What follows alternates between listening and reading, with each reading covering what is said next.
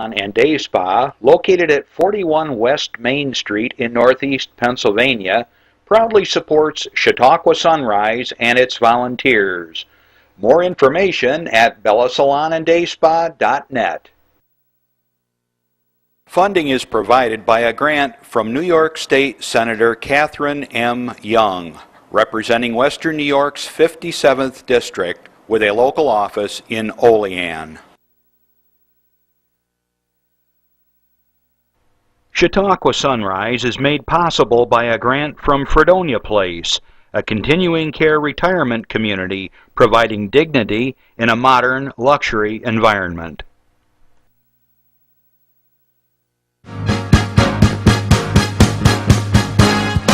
From the Access Channel 5 studios in Mayville, it's Chautauqua Sunrise.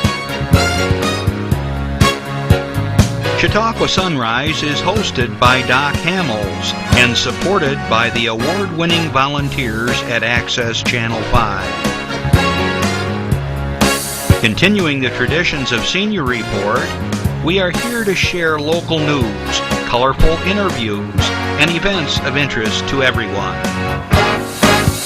Chautauqua Sunrise is broadcast live Saturday mornings each week, countywide, from 9 to 10 a.m. Join us by calling in live, emailing us, or checking out our social media. And now, from the Channel 5 studios, it's Chautauqua Sunrise. Hey, good morning, everyone, and welcome to Chautauqua Sunrise. I am Doc Hamels, and wow, it's one more hot chocolate, get your coffee morning, whatever. It's cold out there. I was in shock when I got up this morning, and I looked out the window, and I said, what the heck's that all about? And we got like 4 or 5 inches of stuff, but the good news, it's like feathers. It doesn't really stick to the ground, but it's a little slippery out there on the road. So if you're just getting out and around and getting out the door later on, take it slow and easy, especially on the side streets. Many of them haven't been plowed yet, and the sun isn't out yet to melt that down. Watch out for that black ice, too. I was out yesterday out in Erie and had to throw the truck into four-wheel drive. It was a little slickery out there. You know, living out in this part of the world is kind of interesting. It's one of the few places that you can say in any given week you can have 4 sets of clothing for 4 seasons. I mean, we go from winter to spring to summer, back to spring, then back to winter, all within just several days. But looking at the forecast, it looks like it should be warming up here for good now. Yeah, right. But we'll see.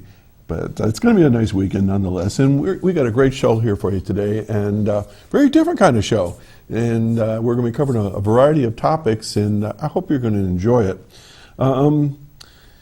We have a few announcements, and then I have just one thing I want to share with you. And so let's get right to the announcements. Coming up in April, not very far away, just coming up next month. No. We've got the Diamond Dinner over at the Chautauqua at the Athenaeum Hotel, and that's April 25th. This is a fundraiser for the Child Advocacy Program with Janet McDermott and the crew over there. And it's a big, important program that's protecting our children here from abuse, sexual abuse, and so forth. Here in the county, and yours truly, I'll be the MC. Chuck Ludwig will be the guest auctioneer. They got some great things that you can bid on, and if you're so inclined, have a look at the information here and buy your tickets. I know they're very limited right now from what I've been told, so if you're interested, join us on April 25th. I'm looking forward to seeing you there. Also, very, very different announcement coming up here. I've never heard of this one before. Death over dinner. Okay? This is sponsored by the Hospice of Chautauqua County. And I talked to the folks over there the other day. And it's a pretty sober and pretty mature discussion about what are our plans as we get to a certain point in our lives. We're so busy living life that we really don't think about, well, eventually when it does end, what are our preparations? What are the things that we need to have in place? And here are different locations that they're going to be having a little get-together dinner at these various locations, and I won't go through all of them, but there they go. And let me see here if I had the quick information on this. All right. Oh, it's $5 charge to attend, and the whole purpose, like I said, is to really sit down, probably with your spouse would be a good thing, and have a serious talk about, do you have your and your children, thank you, Chris, I got a little prompt there. Bring your family around this subject, because many times something happens and family members are left flat-footed and have no idea what your wishes are or what your preparations are, if you have any arrangements and so forth. I remember about 5-6 years ago, my mom and I had the talk, and she asked me to kind of look over their estate, and my dad and I still have a good laugh about things, because my mom was quite a character, but she sat down with me and she said, this is what needs to be done, here are the keys of the kingdom, here's the books, here's our insurance policies, this is where this information about her affairs, my father's affairs, and my mom talked really fast. She was full-blooded Sicilian, and she was zooming. I'm trying to keep up with it all, but unfortunately, she did pass away about 3 years ago. And when that happened, it was like I just took a deep breath and I said, "I got this." And we knew what to do, and I thanked her for that. And so, though we don't like to think about it or talk about it, it really is something we should address somewhere, and don't put it off too soon, for any age, seriously. Okay, now on a whole different note, let's go to the Children's Safety Education Village. Jim, you know about this. You've been there. The Easter Carnival, touch a truck. They're going to have a bunch of trucks there from, I don't know, fire trucks and semis and all kinds of things there. But it's this coming Saturday, a week from today, from 10 to 1. I'll be there. So if you see me, come on up and say hi. It's a couple bucks for kids. The kids can go Easter egg hunting, not Easter egg hunting, that's not what I want. They kind of like go to door kind of a thing and get candy, and they're going to have a Chinese auction, and the Easter bunny is going to be there for pictures, and there's all kinds of fun things to do there. So for a Fun-Day, Easter Carnival, Children's Safety Education Village, its proceeds go to sponsor and help all the activities there at the Safety Village. So if you have any questions, call Terry Kinberg at the Safety Education Village, and it's just a great program. If you haven't been there, check it out. I know my family members, they take their grandkids there, and parents take their kids there, and it's hard to believe, but they got like 1,000 people who go there, maybe even more throughout the year. Same place where we've had the Halloween Town of Terror and Christmas crafts fairs and everything like that. So it's a great location, and if you haven't learned anything about the Safety Education Village, go on over and learn about it. It's just really an awesome place to be. If you are just tuning in for the first time, I want to welcome you to the show. This is a live show. We are live at the moment. It's Saturday morning on whatever today's date is. What is today? March something or other. 28, thank you. I was going to say 27, but I'm always off by one day. I don't know. Oh, yesterday was Chris Burt's birthday. You just told me that. I didn't know that. Well, happy birthday, Chris. How come you didn't tell me that, Randy? I forgot. You forgot? His father's... Okay, well, anyways, today's the 28th, and if you want to call in, you want to Twitter us, you want to email us, call us, 753-5225. If you want to tweet us, Chris will send things over to me via our iPads here from the engineering booth. You can call in. A very friendly voice will answer. And don't be shy. We don't hurt you here. And if you have a question for myself, for our guest that's coming up, if you have an announcement, if you have something like a fundraiser for your organization, a dinner, something special lecture series or anything like that, give us a call. We're here to share that information with you and for the rest of the county. So don't be shy. Okay. Just a commentary on the state of affairs here in Chautauqua County. Now, as many of you already figured out, I don't talk about Washington, D.C. I sometimes talk a little bit about Albany because it's sort of close by, but I really try to focus on Chautauqua County because that's why we call it Chautauqua Sunrise.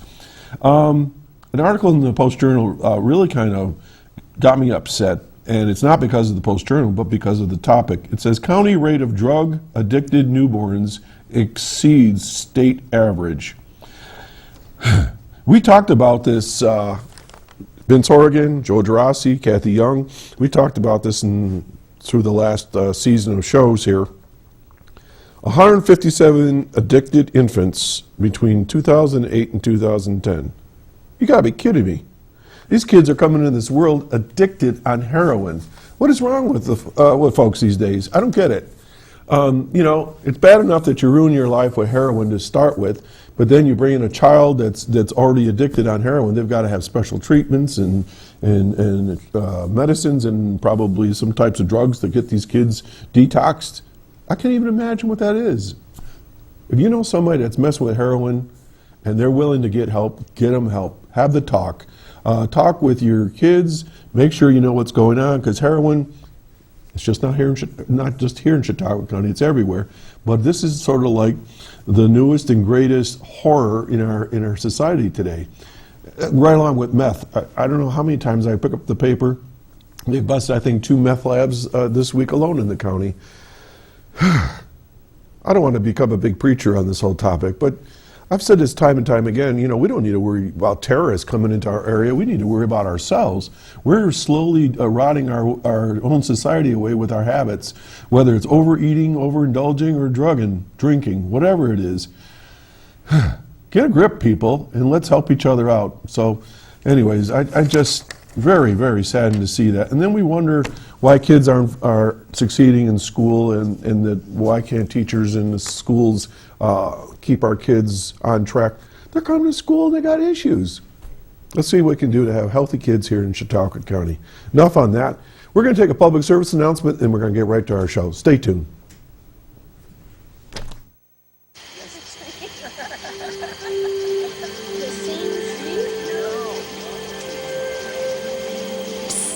They're coming. Places, everybody. Light check. 1, 2, 1, 2. Everything looks good on our end. And lights. Come alive with the forest. Visit discovertheforest.org to find a forest near you. And we're back. And I'm Doc Hamels. If you're just joining us, reminding you, it's a live show. Call it if you have any questions. Okay, let's get to the heart of the show here now. The gentleman that's coming on here in a second, I've known for some time now. I was thinking about, where did I first meet him? And the first time I met Jim was at his house. I was with my very, very long and good friend, Dennis Chu. He lives down in North Carolina right now. And one of the goals I had when I retired, and my wife had a goal, was that we were going to buy ourselves like a little retirement gift. And I had electric guitars and all that sort of thing. And because as I was retiring, I was realizing all that equipment was getting heavier and heavier. And I always wanted to get a really good acoustic guitar, like a folk guitar, we would call those. And so I said to Barb, that's what I'd like to do. And she said she'd like to get a BMW. She got the BMW. I got a really nice guitar. The only thing is I should get like 10 guitars to her car.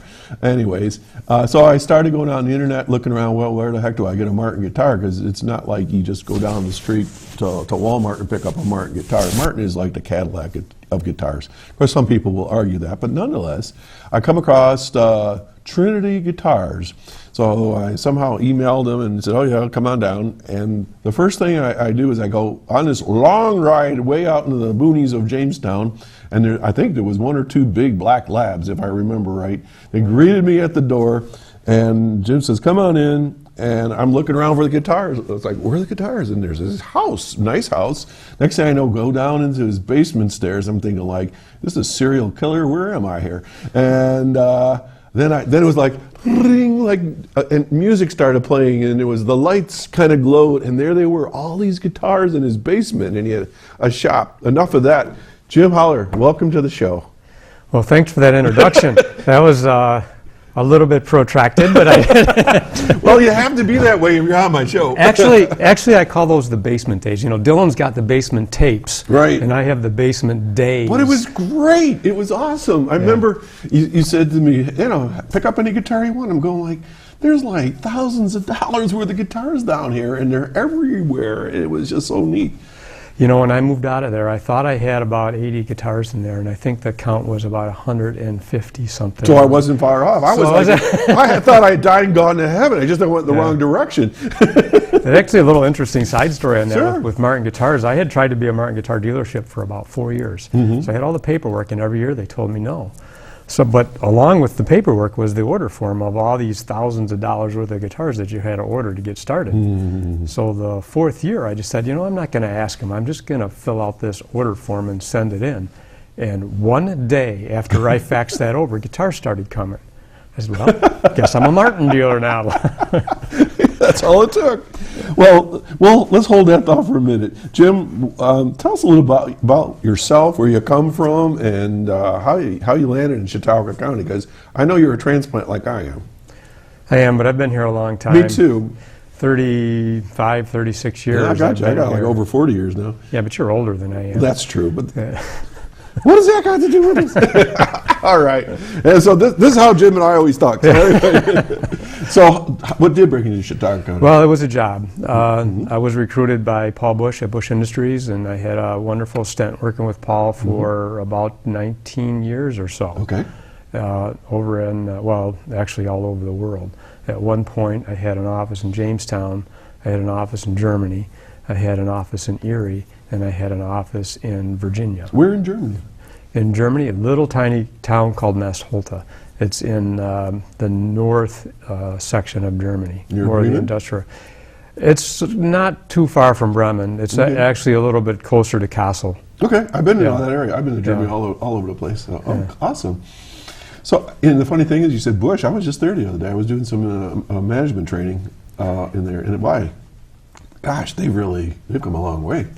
Yeah, I'm kind of excited for the company now. I know some of the folks that were there when I was there have recently purchased the business. The CFO and all that. Yeah, I heard Yeah, that. so that's exciting stuff, and I wish them all the good luck with their endeavor. And Seem real excited. I would love to see the day come back when there's 2,500 people working in that facility It's again. huge, yeah. All right, but where were you before Paul Bush calls you up? You were in Buffalo?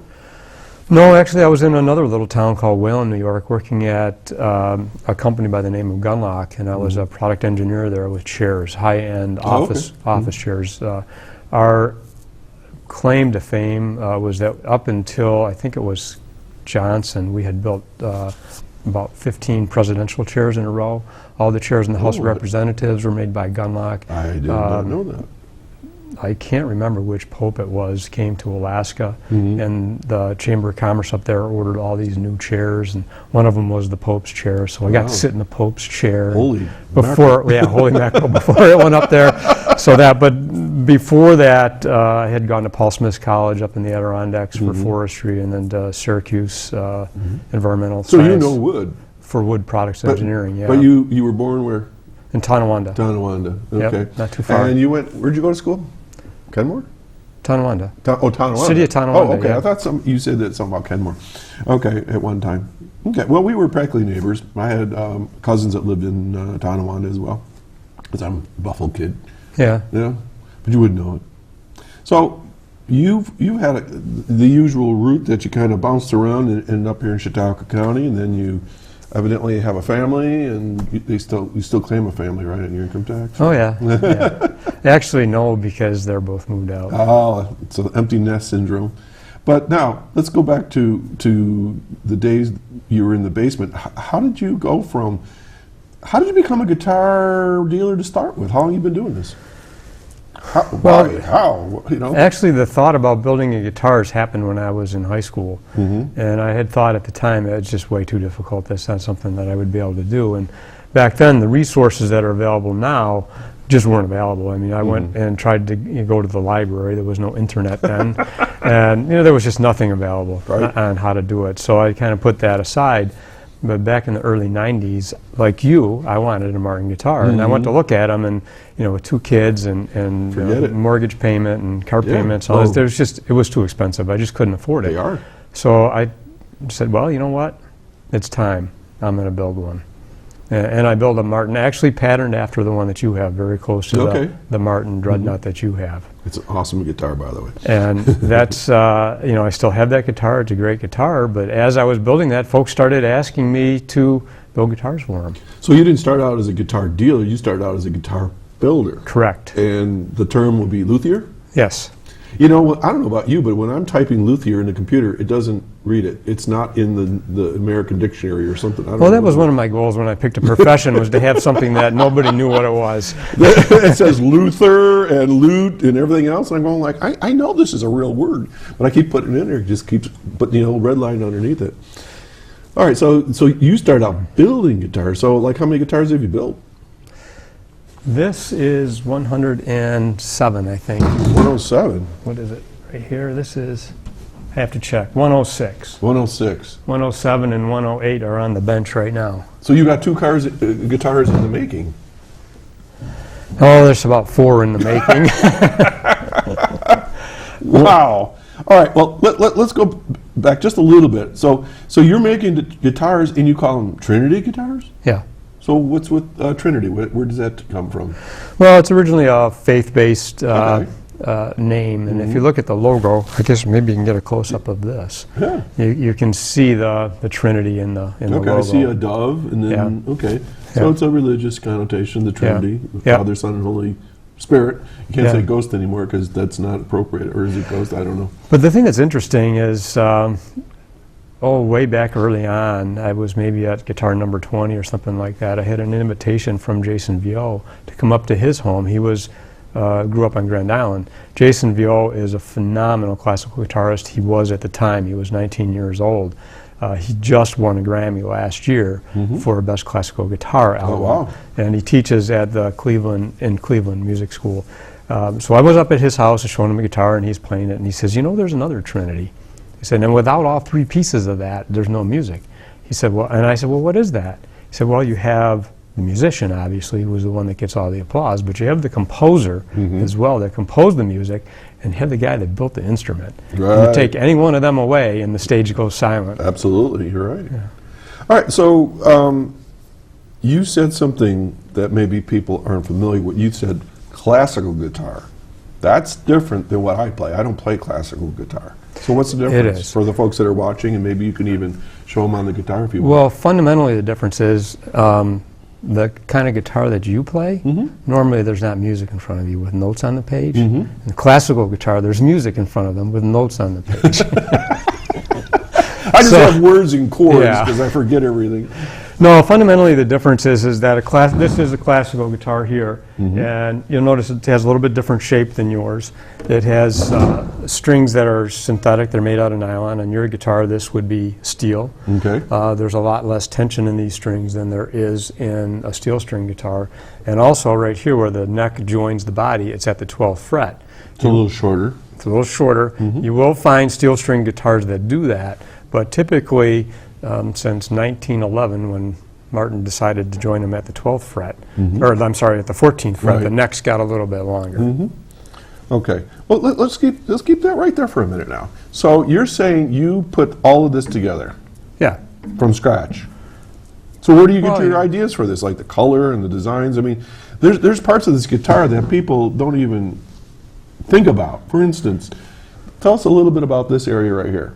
Well, the sound hole and the rosette. I used to buy pre-made rosettes for the guitars. I think probably 50 guitars or so ago, I decided to make my own rosettes. And the rosette is this It's brown? the wood inlay, yeah. Okay. And this one happens to be some really nice-looking quilted mahogany that I used for that particular rosette. But I will use all different kinds of wood. I have a supplier up in Buffalo. It's actually on Kenmore Avenue. It's called R.C. Tonewoods.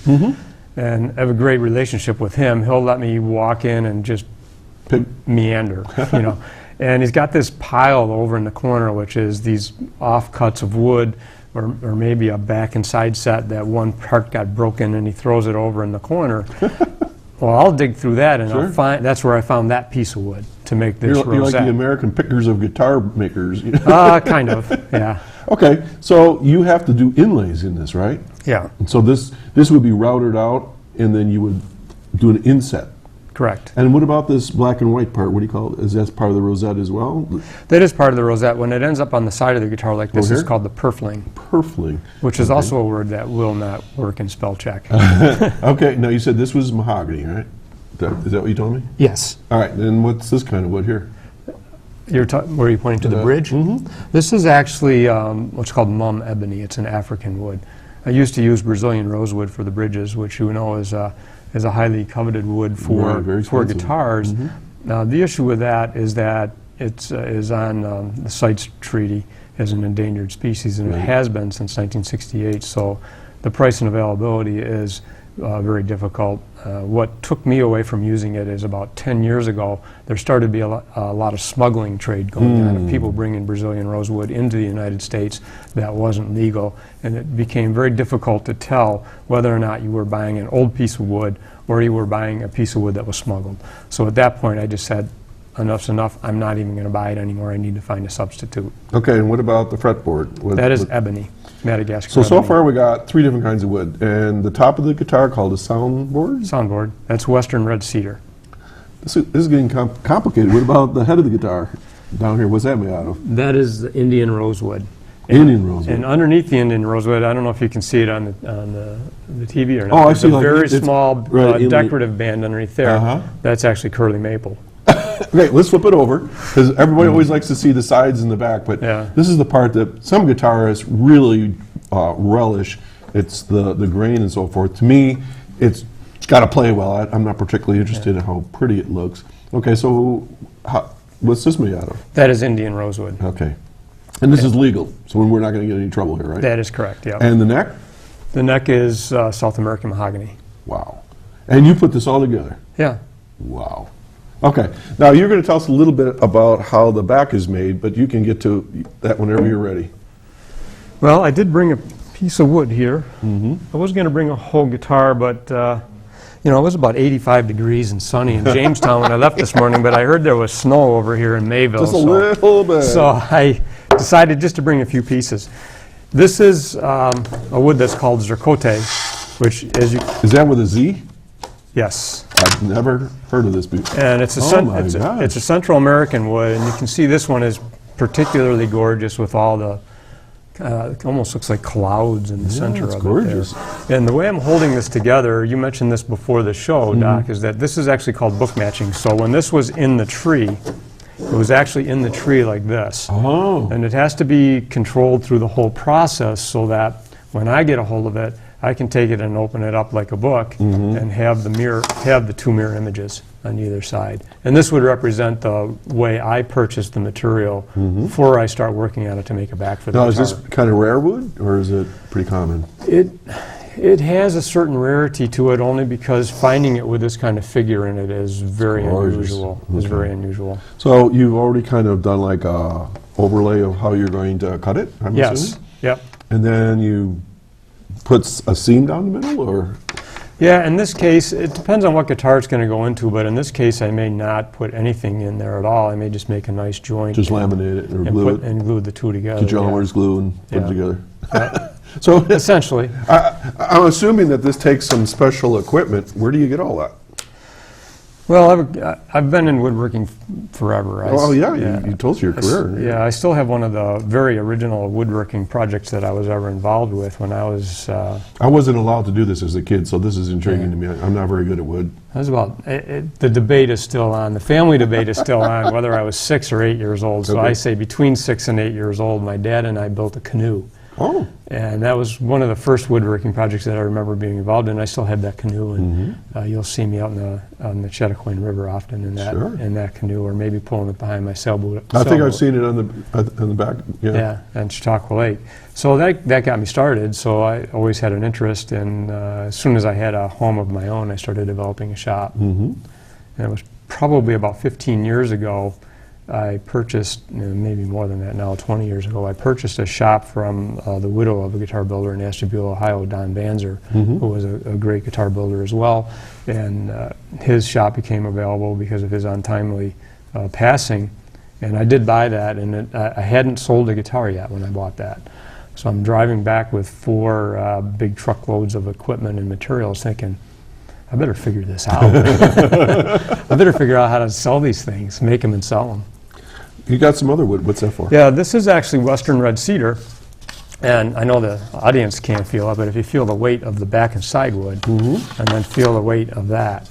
Oh, there's nothing to it. Yeah, This is like a piece of cardboard. Yeah, it's very, very light. So this is Western red cedar. That's what's on the top of the So guitar. this is very that I built. dense, I would assume. It is. So usually Whoa. you're looking for very hard and dense woods for the back and sides, and very light and good sounding woods for the top. And this represents Western red cedar. And this is a pretty old set.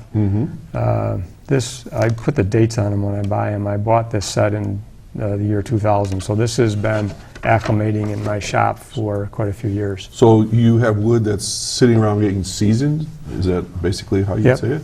Yeah. All right. And how long should the wood be sitting? I mean, obviously you just don't grab the wood and make it, once it's been milled, you gotta, is there a length of time? I like to have it go through at least 1 year seasonal changes Okay. in my possession before I use it. And you were talking earlier, wood is expanding constantly and stretching and moving and all that sort of thing, right? Yeah, I'm sure you can't see it on the camera, but I was showing you earlier on this piece of wood was completely flat when I left. Yeah, it's curved when I right left up. the studio, and now when Yeah, I I can push see it this right here. corner, there's about a quarter of an inch down there. That has moved that much since an hour and a half ago when I took this out of my studio. So let's do some practical information here for our viewers. They have instruments. Maybe their kids got. It doesn't have to be a Martin guitar. It doesn't have to be an expensive guitar, but they got a guitar for Christmas, and the kids now are bored with it, and it's sitting over in the wall next to the radiator, or they put it in the basement, or it's under the bed, or maybe it's a violin. It's anything that's made out of wood. What are some things that parents should be thinking about, because things can go wrong here real quick? Well, it's not only parents, but very accomplished players as well. Okay. What's affecting this wood is humidity. It's drier in here than it is in my We my try to keep shop. it that way. It makes me thirstier that way. It does, yeah, okay. So what's happening is because the back side of this is kind of protected by the other piece of wood, the top side of this wood is drying out, and as it's drying out, it's starting to cup up like this. If I was to turn this over and let it sit, it would Go the other way. it would flatten back out again. So what's happening is a pretty severe dimensional changes, especially when you get this built into a guitar. If you take the guitar and look at it, this top can't move with any relative amount of freedom like it can when it's a free plate like that. So it's trying to shrink across this way, but the sides are holding it in shape. So if this gets too dry, it's going to start to sink down. It's going to buzz, maybe like your brother's guitar is doing right now. Right. And also the possibility of cracking the top comes into play. I see that once in a while. You'll see lines, you know, look at Willie Nelson's guitar. It's Yeah. it's always being operated on. But so what should people do then? Well, there's very inexpensive devices that we sell called humidifiers. It's like a humidor for guitars. Okay. And you just put it in the guitar case and close the case, and it keeps the guitar at the proper humidity. So like a spongy thing inside, and you Yeah, soak it or there's something? many different types. The ones that we have is actually made by a friend of mine who has developed a technology. It's kind of like a reverse Gore-Tex material where it allows the moisture to come out of the fabric at the appropriate rate to keep the guitar at the right humidity. So expensive guitars, cheap guitars, mid-range guitars, they all should be treated with the same respect and keep an eye on it. As soon as you cross over into something that has solid wood in it, you need to do that. Okay, good. All right, folks, you're watching Chautauqua Sunrise. I'm Doc Hamels. My guest this morning is Jim Holler. We're talking about guitar making. We're talking about Trinity Guitars and his background in woodworking and making guitars. It's absolutely fascinating. Jim, you said that you had a famous guitarist who just got a Grammy, but there's another guy named Roland Diens, I think his name is. Diens. He's a Frenchman, right? He is. And can you tell us a little bit about him? Guitarist. We don't have any pictures of him, but he kind of looks like the guy from Taxi with the crazy hair, or the professor from Back to the Future. Am I right? Yeah, he actually does look like Doc, the other Doc, The other Doc. from Back to the Future, the famous Doc. The famous Doc. He's just a great guy. He's a French guitarist. I met him through Jim Perkowski, who's a professor of guitar up at Fredonia. Jim and Roland and now myself are good friends. And Roland was up at Jim's house for a week and doing a couple of performances around the area. And on the last morning, when his flight was at 11 o'clock, he asked Jim if he could play the guitar that I had built for Jim Perikowski. And Jim literally had to tear the guitar out of his hands and get him into the car to get him to the airport to get on the plane.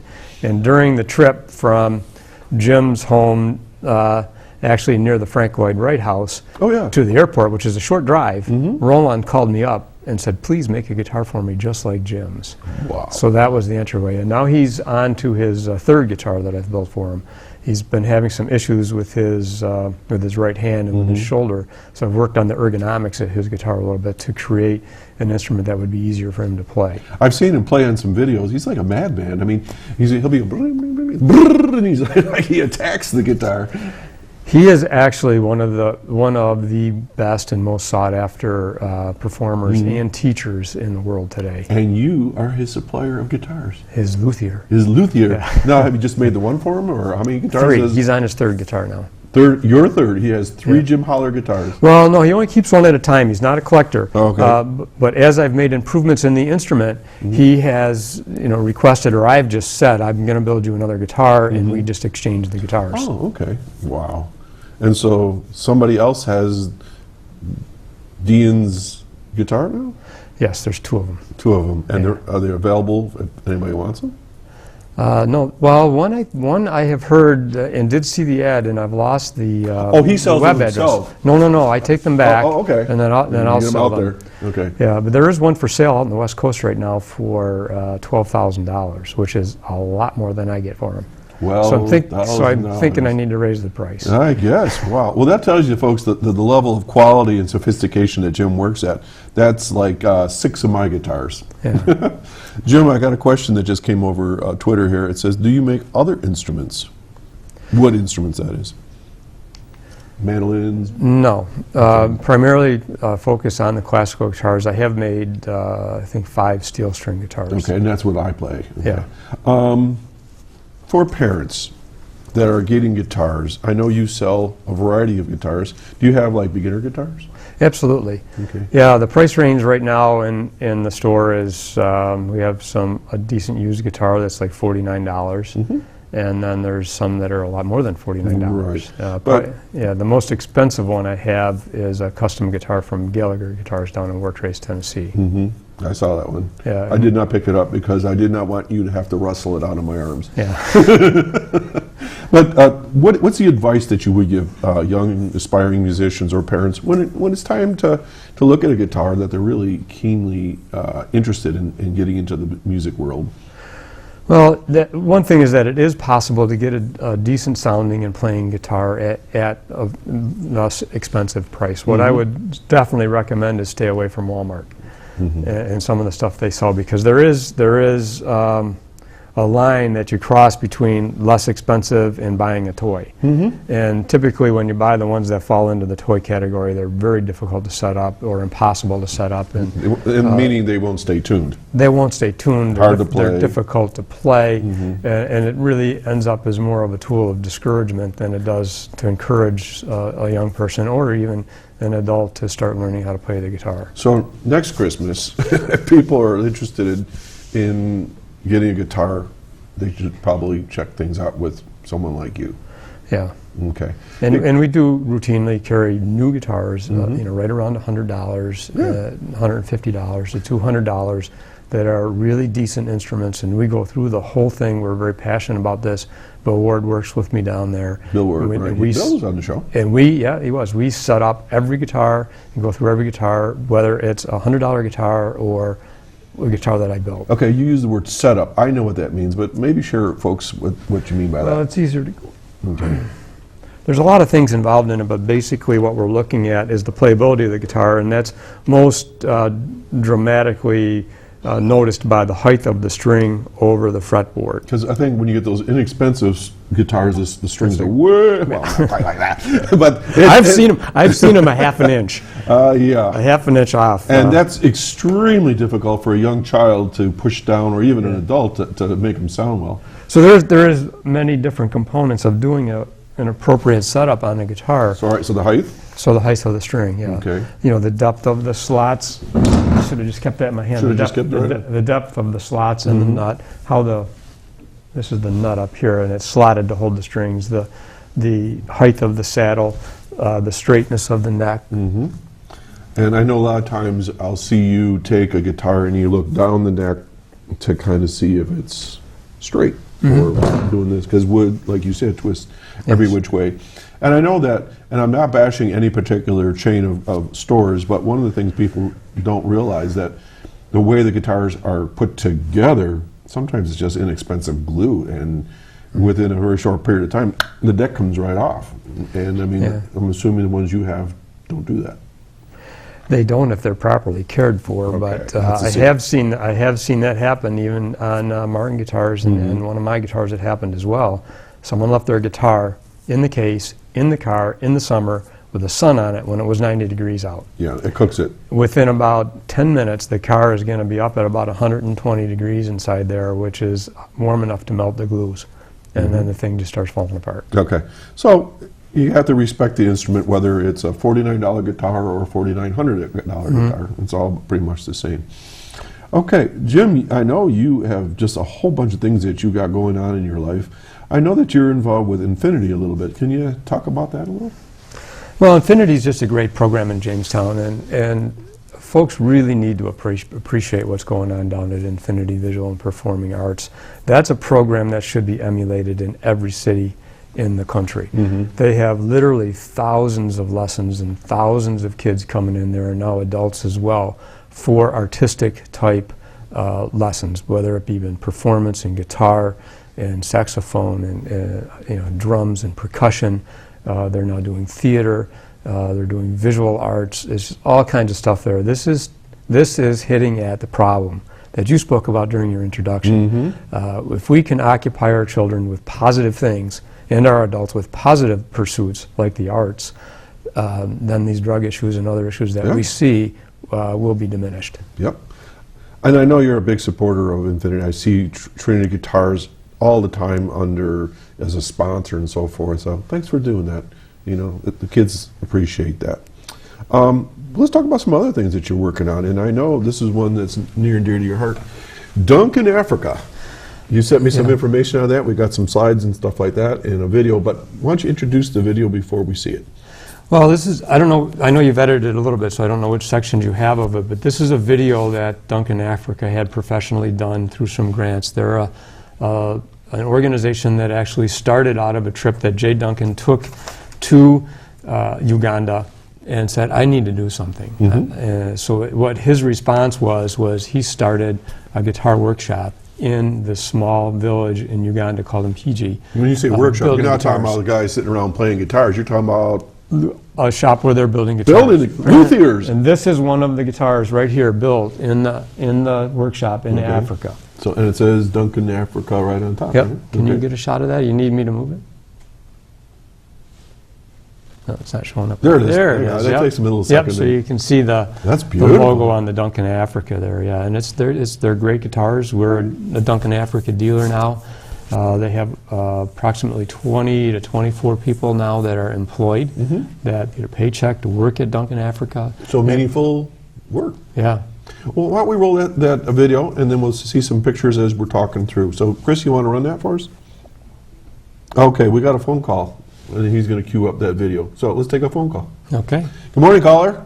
Good morning. I don't want to interrupt your video. It's great to see you show. Oh, you're not interrupting our video. We got time.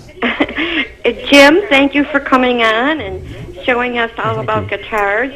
A lot of members in my family play guitars, so. Do you know who this is and who her family member is? I don't. Introduce yourself, caller. Oh, I thought I'd be mysterious this morning. This is Linda Spalding. And the people in your family that play guitar? Well, my husband did. My son John does. We even had a dog that liked to pull the strings when my husband was playing. And does your grandson play guitar, or does he just sing? Well, the one, Aaron plays the piano. And Nick plays the drums. I guess he plays the guitar too. And Nick Carter. Yeah. Nick Carter, right. And I have some other grandchildren that play instruments like trumpet and so forth. It's a wonderful way of communicating with people, playing Yes. a musical instrument. I play the piano. Do you? All right. Yes. Okay, great. Not for publicity, not for publication. Just in the privacy of your shower. So what's going on, Linda? Well, I just wanted to make an announcement that the Chautauqua County Office for the Aging has services for seniors, and there's the Senior Employment Program. We're placing people. We have our computer training, which is for beginners, and we refer people on. The trainings are in Dunkirk, Brockton, Westfield, and Jamestown. And I don't want to interrupt your video. I can't wait to see it. Okay. So I wish you a great weekend. All right, Linda, thanks, and be safe out there. You got much snow over there in Chautauqua? Well, you know, it kind of looks a little bit like December. Yeah, it does. It's like Dogs had their overcoats on. get the Christmas tree out again. Right. Jeez. Okay. Well, as always, thanks for calling in, and hopefully you'll enjoy the short video we're going to show here and some pictures. I'm looking forward to it. All right. We'll talk to you next time. Okay, bye. All right. Chris, let her roll.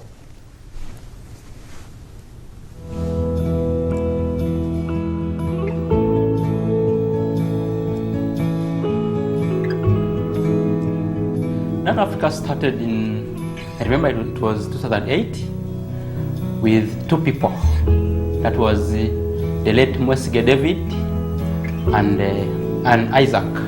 I came to know David 2007. He was a carpenter, and I was a mechanic, so he taught me about carpentry. To 8, he told me that there's a white man from Canada who came to Uganda that they want to open a guitar workshop here in Mpigi. He was very happy and excited about that, and he was among the first student who was to be registered. The person of David, it was August of 2012. It was found that the lung was damaged by cancer. You know, if I talk, I feel so hard inside about to me. But let me leave that one.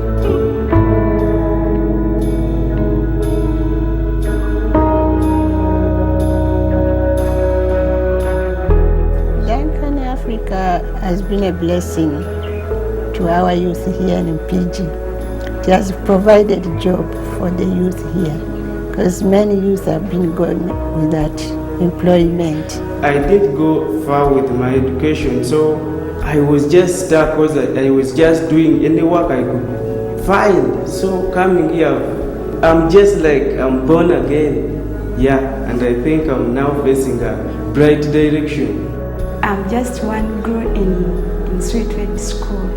Yes, Duncan Africa helps me in the way that helps me to get a job, to get some money, because we have some needs in our lives. People feel so surprised. They don't think that a person can make a guitar within Africa. They are surprised by the skills that students normally get and what comes out as a result. Well, there's a little piece of that. That was pretty impressive. You don't think of Africa being producers of fine instruments. That's true, or producers of any product of value, so it is really cool. And what Jay's done over there, I get emotional about this because I just came back. When were you down there? It was in November. Okay. For a week. How many times have you been down there now? I've only been once. Okay. Once to Mpigi. I've been to Uganda a couple of times. Wow, yeah, traveling that. So it's like hands across the water kind of a thing. Chris, we got a couple of pictures that we can pop up here, and Jim, you can talk about them maybe. There we go. Oh, there you are. Yeah, I guess you can spot me in the crew there. This is a picture that we took at the end of the week I was there, and that's with all of the students. The one gentleman sitting next to me with the bright, I don't know what color shirt is that. Looks reddish. With a real bright red shirt is Simon. He is the shop manager, and you saw him on the video. So how did you get connected to even end up going over there? You know, I honestly don't know how I made that connection. I'm sure it was on the internet, maybe with Facebook or something. I saw a post about Duncan Africa, and I called Jay up and ordered a couple guitars, and just one thing led to another. And just off the cuff, I said, well, if you ever need someone to go over to help for training for a week, I'd do that. And he said yes. Wow. It took him about a nanosecond to answer, So the question. what did you do there for that week? Well, you know, it was It was a difficult week from the standpoint that what I wanted to work on mainly was finishing, but because they're so resource strained and financially strained, they didn't have the money to buy finishing material. Okay. So when I was there, they didn't have any finishing material. So when you say finishing material, what do we mean by that? Like a varnish. Oh, okay. Or lacquer. Sealers and things like that. Okay, I didn't know what to put the final finish on the guitar. So I worked with them a lot on setup, like we just talked about, and just general processes, you know, how to make the bridges and other parts of the guitars a little bit more efficiently than they were. I worked a lot on their machines. Their machines were in really bad condition. The table saw, for instance, we spent an entire day, myself and 5 of the students tore the table saw completely apart and put it back together again. And get it more accurate and lined up. Yeah, I got it all lined up and working properly. Yeah, just describe the resource constraints. I was building some little fixtures for them to make a part, and I needed 2 wood screws. Simon said, we don't have any. I said, well, can I give you some money? Can you go into town and get some? He said, there's no place to buy them in town. We have to go to Kampala, which is the capital, which is about a 4-hour trip. For wood screws? To get a wood screw. The things that we drop on the ground when we're working, and things that little can that you have in your garage would be like gold in this workshop of all the wood screws. So he went and took 2 wood screws out of a cabinet and gave them to me so I could make this fixture. I kind of do the same thing. And then, if I can't find something, I go take it off something else. And I felt so guilty. Once I got everything all clamped together, I took the wood screws out and gave them back to Simon so he could put the cabinet back together. The things together. we don't appreciate in our world. Yeah. So grab this guitar a little bit, maybe bring it over here, Jim. Just watch your cord there. Yeah. There you go. So this was made by the folks we just saw on the video. Yeah, actually by one individual in there, Florence, the woman that you saw in the video. She did from start to finish? Yep. It's gorgeous. She built this guitar and signed it, and it's pretty nice. I really do. I play this guitar myself. I really like it. Wow. Okay. Yeah. And this would be an acoustic guitar. This is a steel string. Yep. Like folk singers would use and so forth. Yeah. Not classical, different style. Yeah. Can you show us the back? How's it look Sure. back there? Oh yeah, look at the grains on that. That's Yeah. gorgeous. And this is the same material, the guitar that I built. It's Indian rosewood back and sides. The top is Sitka spruce. So how do they get all their materials? It's difficult. I mean, if they don't have wood screws, how in the world do they get the wood there? Well, it has to be shipped from here, believe it or not. Even this fingerboard that's made out of ebony gets cut down in Cameroon, and which is an African nation, or maybe in Madagascar, shipped over to the U.S. to people that are dealers in this type of wood. Jay buys it and then ships it back. When I went over there, I took about 15 or 20 fingerboards with me in a suitcase. So I thought, well, this is a little bit crazy. You know, how'd you get through customs? Jeez. Well, it wasn't hard. Okay. But I just thought it looked a little unusual to have all these guitar necks in your suitcase. Yeah, because of the connections that I have here, I got a hold of Taylor Guitars, and a lot of folks that listen to this will be familiar with the brand Taylor Guitars. We're a dealer for them as well. They just recently purchased an ebony mill in Cameroon, which is perfect, literally hundreds of miles versus all the way across the Atlantic and back again, transporting this material. So we're working right now on trying to connect Taylor Guitars with Duncan Africa Guitars so they can actually buy ebony, which is an African product, in Africa and have it shipped from Africa to Africa, rather than from Africa to the west coast of the United States and then back to Africa again. So a kid growing up in Tonawanda, did you ever dream that you would be an international connector in the world of luthiers? No. This is unreal. I've known bits and pieces of the story, but I didn't know the rest of that thing. That's incredible, Jim. Good for you. Well, it's really fun to be able to work on a project like this. It's a very small project. Jay is a phenomenal individual to have started this. I can't imagine trying to put something like this together. But these are the kind of projects that Jamestown and Mayville and Westfield need, that Chautauqua County need, that the United States need, that the world needs. They need folks like Jay that'll get involved and create a sustainable workshop like this, or a sustainable deal that folks can actually make a living and have dignity. It is so much different when you go to a place, and I've traveled to a lot of third world countries, the folks that you help by giving them money, it's important to do, but they don't have the same outlook on life that the folks like work at Duncan Africa. Yeah. We got a couple, 3 more pictures. Let's bring those up, Chris. Okay, what are we looking at here, Jim? That is the workshop. That's the exterior of the workshop. Is that a brick building? It is, and they actually make all the bricks on site. Okay. They're very crudely made bricks. I'm sure you've all seen pictures of people making bricks. They just have a little form that they do them with. And then, whoa. Well, you know, I'm quite a You're a biker, I know that. I'm quite a cyclist. I really didn't get a chance to ride the bike out there, but that's Simon's bicycle. That's his main transportation. And I took over some Trinity guitar sticker, and he immediately put it on his bicycle. So that was a picture of the Trinity guitar sticker in Uganda. And there you are. Was that Simon again? That is with Simon, yep. That's inside the workshop with 2 guitars. So it looks like 2 different styles of guitars. One looks like a jumbo and one looks a little bit smaller? Yeah, the one that Simon's holding is like this one here, which is kind of like a OM style guitar, and the one I'm holding is a jumbo. Wonderful. Oh, these are things that people don't realize that's going on in Chautauqua County, folks like you that are doing outreach. And I know we're running a little low on time here, but I know you've been to Haiti, right? 4 or 5 times, yeah. What do you do over there? I went down, well, I saw the news of the earthquake, and just said, I need to go there. Need to go there. And about 8 weeks later, I was in Haiti helping to rebuild an orphanage. You're like a Renaissance man. You're everywhere. Wow. Well, I don't know about that. I just try to help out where I can. So I've since returned several times to Haiti. All right, awesome. Well, I don't want to just keep skipping over things, but I did want to touch a little bit about your other work here on the radio. You're a media man too. Well, I'm not the media man. I'm the backdoor guy. You're the backdoor Bill guy. Ward is the media guy. We have a radio show that we do. It's called Trinity Guitars Backroom Radio Hour. Bill pointed out to me it's not called In My Backyard anymore. He kept saying it over and over, Backroom Radio Hour. Yeah, this is. I couldn't say it fast enough. I had to put a big sign in the back of the studio for Bill so that he could read it. But I put both of them up there, so he's got to look at the right side. You know, he's good about that now. Yeah. But yeah, it's a radio show. It's local and regional talent. We've been everywhere from folk to Celtic to hip hop to rock and roll and all kinds of different bands that come on. And what we do as part of this, now that we're on WRFA, the local radio for the arts that's centered out of Jamestown, is on each show we feature a local or regional service organization.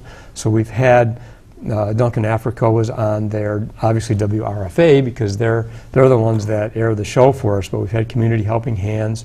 This month is going to be Allegheny Regional Missions. St. Susan Center has been on there. Project Saco Sente, which Bill Ward has visited, which is a mission down in Nicaragua. The United Way will be on, and Infinity Visual and Performing Arts has been on. So what our hope is that we'll be able to collect a little bit of money for each one of these groups from the audience, because it is free to attend our show. But my real vision is that 1 or 2 people maybe each time will say, hey, this is a pretty cool thing. Maybe I should get involved in this as well. Okay, awesome. So if people want to know more information about Trinity Guitars or the radio show or Duncan Africa, what number should they call? Well, you can call us at 665-4490. Okay. You can find us on the internet at trinityguitars.com. You can find you on Facebook, I know that. You can find it on Facebook at Trinity Guitars. You can find the radio show, Trinity Guitars Backroom Radio Hour, on Facebook. And Duncan Africa, if you just do a Google search of Duncan Africa, you'll find them. And since this is going to be on Facebook, or YouTube, you can say hello to Duncan Guitars, because they're probably going to see this somewhere along the line, I hope. Yeah, well, yeah, Jay will see it for sure. I don't know if they'll be able to see it in the actual site because the internet connections there are pretty slow. Okay, Jim, we're just about out of time. I do want to thank you for coming on the show. We've covered a lot of territory this morning. Your shop is on 3rd Street? 800 West 3rd Street. Right before the bridge, right? As you're going into Jamestown, on the left. From your perspective, yes. Depending on, that's true. I forgot about that. It's just over the bridge coming from your place. That's right. So it's near the 3rd Street Bridge. It used to be a photography studio, right? Yep, Siegfried Studio. Okay. Well, folks, I'm Doc Hamels, and we're going to be wrapping things up here now. Stay tuned next week. We're going to have another great show. Our guest has been Jim Holler from Trinity Guitars. Check him out. Check him out on the internet. Stop by his shop. Just talk with this guy. He's so interesting. He has so many things going on. We'll see you again all next Saturday morning, 9 o'clock, right here, Chautauqua Sunrise at Access Cable 5 in Mayville, New York. I'm Doc.